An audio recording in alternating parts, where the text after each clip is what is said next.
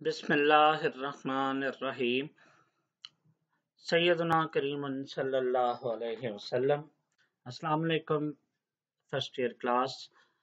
आज हम अपने चैप्टर नंबर 5 के लेक्चर नंबर 6 के साथ कंटिन्यू करेंगे। चैप्टर नंबर 6 को कंटिन्यू करने से पहले मैं आपको लेक्चर नंबर 5 का प्लैंक्स क्वांटम थ्योरी को एक दफ़ा फिर से रिवाइज कर दूं। ये बड़ी इंपॉर्टेंट थ्योरी है और इसके बारे में पहले तो एक इंट्रोडक्शन है, फिर इसके बारे में कुछ 2 पॉइंट्स हैं, कुछ मैथमेटिकल टर्म्स हैं जो कल तो मैं प्रॉपर्ली आपको नहीं बता सका था, लेकिन आज मैं उनको बाकायदा सॉल्व करके आपको बताऊंगा।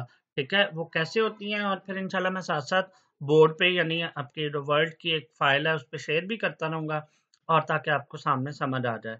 तो सबसे पहले तो आप देखें प्लैंक्स क्वांटम थ्योरी, ये किसने पेश की थी? मैक्स प्लैंक ने। कब पेश की थी? 1900 में। इसमें 1900 में।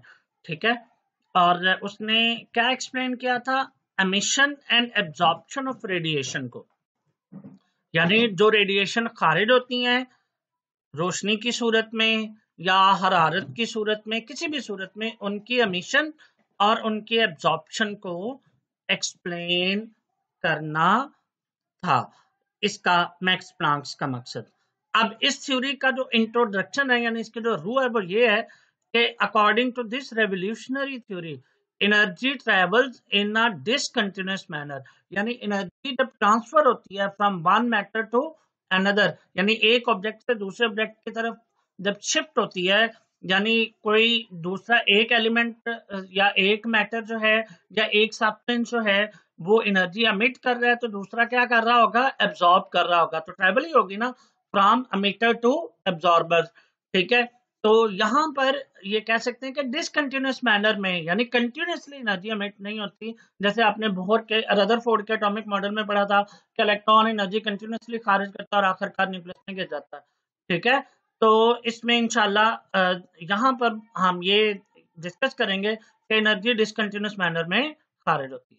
अब डिसकंटिन्यूअस मैनर से क्या मुराद है? डिसकंटिन्यूअस मैनर का मतलब है कि एनर्जी जो है वो एनर्जी के छोटे छोटे यूनिट्स की सूरत में जज़ब भी होती है और खारिज भी होती है, और इन छोटे छोटे यूनिट्स को डिस्क्रीट यूनिट को टिनी डिस्क्रीट यूनिट को हम क्या कहते हैं? क्वांटा। क्वांटा जमा है, क्वांटम सिंगल है। ठीक है, तो आई थिंक क्वांटम जो है वो जमा है और क्वांटा सिंगल है। ठीक है, अब उन एनर्जी के उस छोटे से यूनिट को हम क्वांटा कहते हैं। अब क्वांटा के हवाले से देख लें कि क्वांटा आई थिंक यूनिट जमा है, क्वांटम सिंगल है। एक एनर्जी के पैकेट को हम क्वांटम कहते हैं और अगर उनकी जमा लें तो उनको हम क्या कहते हैं? क्वांटा। अब इस थ्योरी के 2 पॉइंट थे। एनर्जी इज नॉट emitted और absorbed continuously, ये मुसलसल एनर्जी खारिज नहीं होती, रादर इट इज emitted और absorbed in a discontinuous manner, बजाय इसके कि ये एनर्जी जो है वो डिसकंटिन्यूअस मैनर में खारिज भी होती है और या जज़ब भी होती है। किस शक्ल में? In the form of wave packets. Wave packets जिसको आपने यहाँ पे टिनी डिस्क्रीट यूनिट कहा था।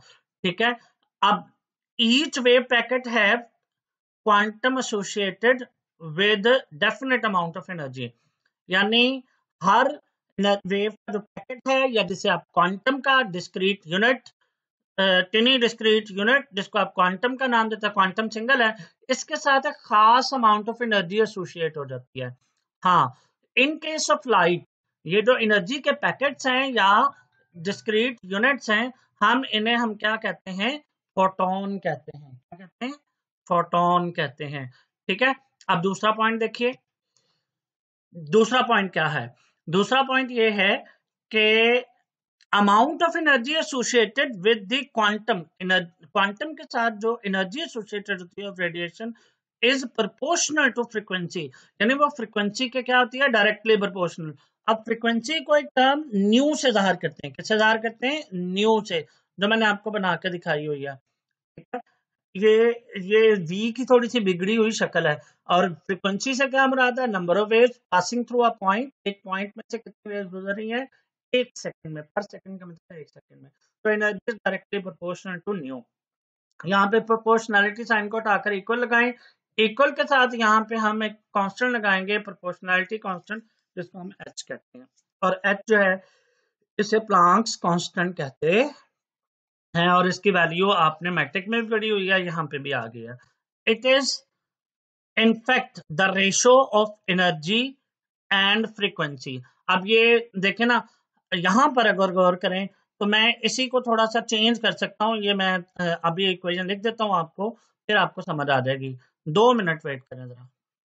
जी बच्चों, तो ये देखें, ये पहला तो आपके पास ये स्टेप हो गया, E is equal to h nu. तो यहाँ पर एच आपको मैंने बताया कि ये प्रोपोर्शनैलिटी कांस्टेंट है, ठीक है।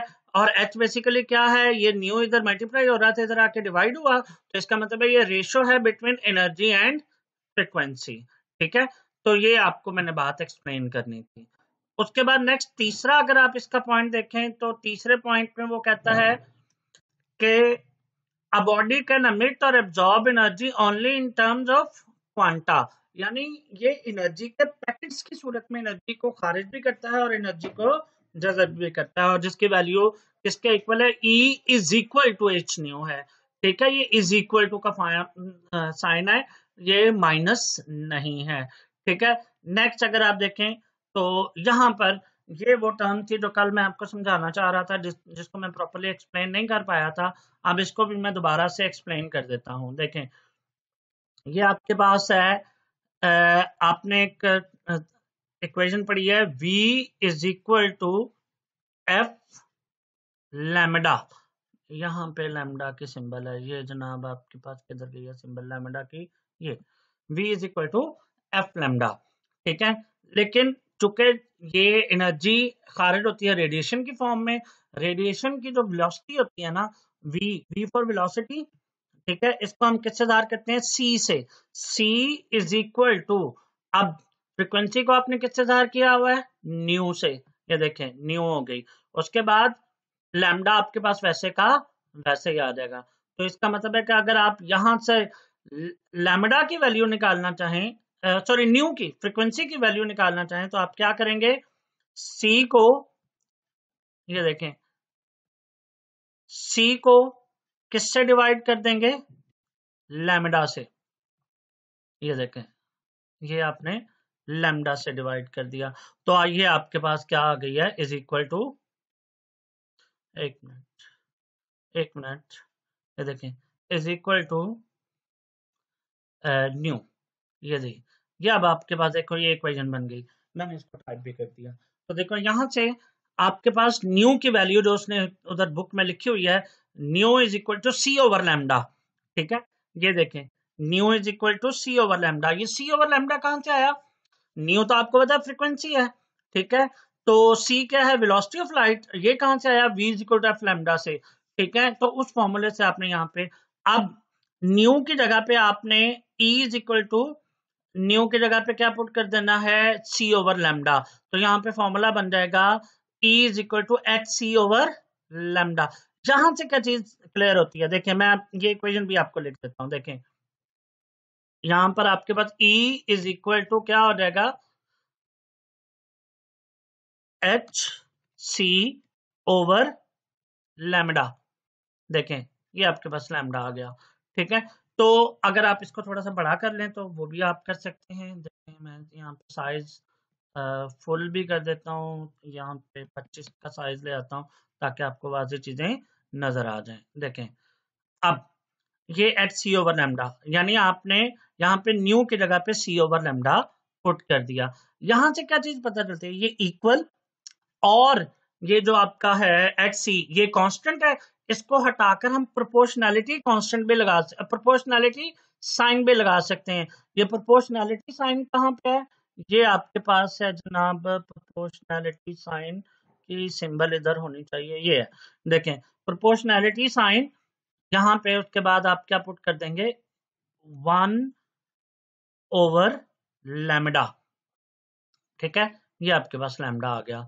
तो इसका मतलब ये हुआ कि यहां से क्या चीज पता चलती है कि एक बटे के ऊपर है, दूसरी बटे के नीचे है, तो ये दोनों एक दूसरे के क्या है, इनवर्सली प्रोपोर्शनल है। यही बात आपकी बुक में यहाँ पे लिखी हुई है। देखो क्या लिखा हुआ है, wavelength is the distance between two adjacent crest and trough, और इसको मापते किसमें है, एंगस्ट्रॉम यूनिट, नैनोमीटर या पिकोमीटर। एंगस्ट्रॉम यूनिट किसके बराबर होता है? 10⁻⁻10 metre, nano 10⁻⁻9 metre, pico 10⁻⁻12 metre. अब यहां से क्या चीज बदलता है? ग्रेटर द वेवलेंथ एसोसिएटेड, यानी एक चीज बढ़ गई है तो सारी बातें इनमें इनवर्सली प्रोपोर्शनल है, दूसरी क्या होगी? कम होगी with the photon, smaller with its energy. यहां से ये चीज पता चली कि एनर्जी और वेवलेंथ एक दूसरे के क्या है? इनवर्सली प्रोपोर्शनल है। नेक्स्ट अगर आप देखें तो एक और टर्म यहाँ पे यूज की जाती है वेव नंबर की। तो वेव नंबर इसको हम किससे ज़ाहिर करते हैं? जैसे नंबर ऑफ वेव्स, फ्रीक्वेंसी में देखें ऊपर डेफिनेशन लिखी हुई है ना, number of waves passing through a point पर सेकेंड। लेकिन यहां पर वेव नंबर की जो टर्म होगी उसकी डेफिनेशन ये होगी number of waves per unit length. एक लेंथ में कितनी वेव्स होती हैं, एक यूनिट लेंथ में कितनी वेव्स होती हैं, और ये किसके रेसिप्रोकल होता है? वन सॉरी वेवलेंथ के क्या होता है? रेसिप्रोकल। तो यहाँ पर अगर आप इसको लिखना चाहें तो मैं इस इक्वेशन को दोबारा से लिख देता हूँ। ये आपके पास साइज भी थोड़ा बड़ा कर दूं मैं, 25 या ठीक है। यहाँ से फिर आपके पास क्या पुट करेंगे? आपके पास वेव नंबर ये है जनाब, यहाँ से आप इसके सिंबल लिखें वे फ्रीक्वेंसी की, और इसके ऊपर बार लगानी है आपने, ये वाली यहाँ से आप इसे बार भी लगा सकते हैं। ये देखें इज इक्वल टू किसके इक्वल है? सिंपली रेसिप्रोकल टू लैम्डा, ठीक है, यानी 1 ओवर लैम्डा, ठीक है। तो ये आपके पास वेव नंबर आ गया। अब ये वैल्यू वेव नंबर की 1 ओवर लैम्डा इस इक्वेशन में पुट करनी है, तो यहां से फिर क्या बन जाएगा? 1 ओवर लैम्डा की जगह पे क्या लिख देंगे? न्यू बार। तो E इज इक्वल टू यहाँ पे क्या बन जाएगा? एच सी न्यू बार, एच सी न्यू बार। यहाँ पे आ जाए जी आपके पास, सॉरी यहाँ पे होगी ये जनाब आपके पास न्यू बार आ गई। तो यहां से देखें, यहां से फिर एक चीज पता चली, क्या पता चली? कि E किसके डायरेक्टली प्रोपोर्शनल है? न्यू बार के। किसके डायरेक्टली प्रोपोर्शनल है? न्यू बार के। मीन टू से दैट के वेव नंबर के डायरेक्टली प्रोपोर्शनल है, ठीक है। तो यहां से एक चीज पता चली कि वेव नंबर जितना वेव्स का ज्यादा होगा, 1 मीटर में जितनी वेव ज्यादा होंगी उतनी एनर्जी भी क्या होगी? ज्यादा होगी। और ये बात आपकी बुक में यहाँ पे लिखी हुई है। तो देखो ये कल के लेक्चर को मैंने पूरी तरह एक्सप्लेन कर दिया। सो यहाँ पे ये लिखा हुआ है, so energy of the photon related to frequency, wavelength and wave number. ये ऊपर में आपने फ्रीक्वेंसी को किससे, एनर्जी ऑफ फोटोन को सबसे पहले किससे रिलेट किया? फ्रीक्वेंसी से। फिर एनर्जी को किससे रिलेट किया? वेवलेंथ से। और फिर अब लास्ट में किससे रिलेट किया? वेव नंबर से। तो ये क्वेश्चन भी आ सकता है कि frequency, energy of the photon को या एनर्जी ऑफ क्वांटम को आप फ्रीक्वेंसी, वेवलेंथ और वेव नंबर के साथ कैसे जो है वो रिप्लेस कर सकते हैं, सॉरी रिलेट कर सकते हैं, ठीक है।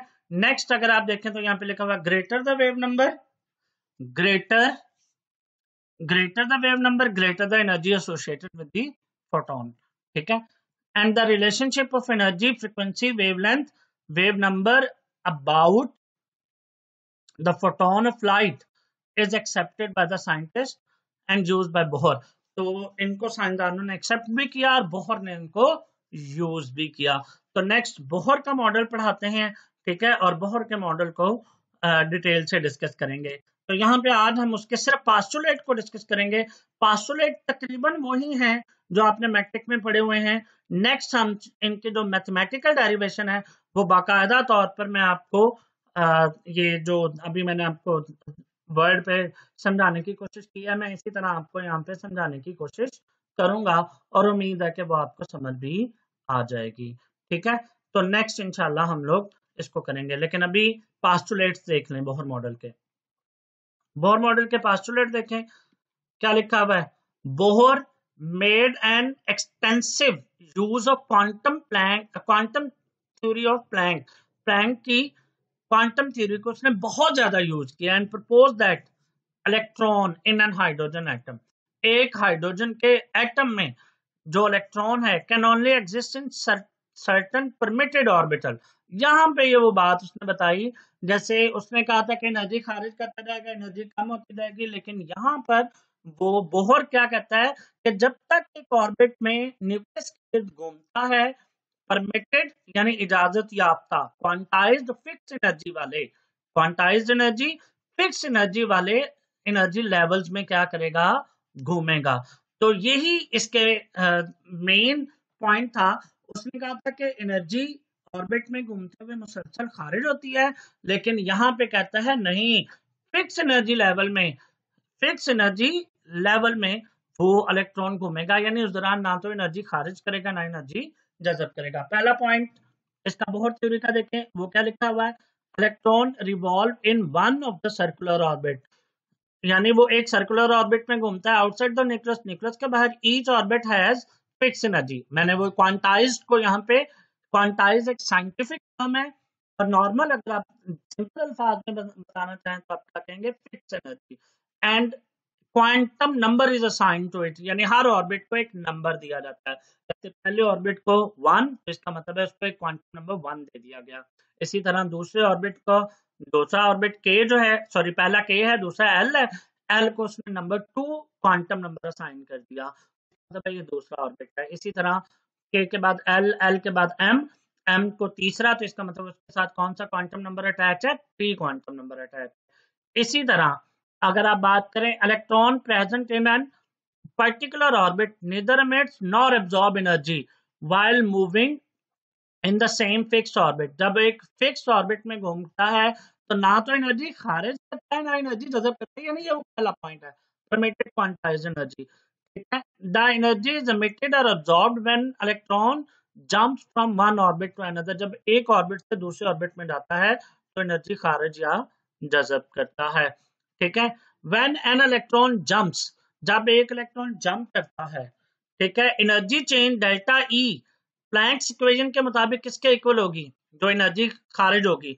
वहां पे आपने खारिज होने वाली एनर्जी को सिंपल ई से कहा था, यहाँ पे चूंकि एनर्जी चेंज हो रही है तो चेंज के लिए डेल्टा का साइन है, जिसमें मेरा तीर है, इसे डेल्टा का साइन कहते हैं, डेल्टा ई। वो किसके इक्वल होगी, higher energy orbit minus lower energy orbit की एनर्जी, ठीक है, is equal to h nu. ये प्लैंक्स के मुताबिक था, where delta E is the energy difference between the two orbits with energy E1 and E2, दो orbits के दरमियान एनर्जी का डिफरेंस है डेल्टा ई, जिनकी एनर्जी E1 और E2 होगी।